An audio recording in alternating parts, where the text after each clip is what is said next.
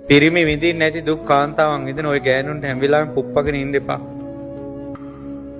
මාසෙ ගානේ ලෙඩ වෙන දුක කාන්තාවක් විඳින ඒ දුක කොයි වගේ එකක්ද කියලා පිරිමි කවදාවත් දන්නේ නැහැ. දරුවෙක් මාස 10ක් බඩේ තියාගෙන ඉන්න දුක කොයි වගේ එකක්ද කියලා පිරිමියේ කීරෙන්වත් දන්නේ නැහැ.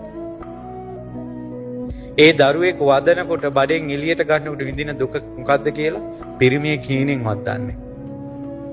පිරිමියව පවුල් කරනකොට ඒ මනුස්සයා සතුටු වෙනකල් පවුල් කාලා එක අත්හරිනවා. ගෑණින්ගේ හිත කොයි වගේ හිතක්ද කියලා පිරිමියා දන්නේවත් නැහැ.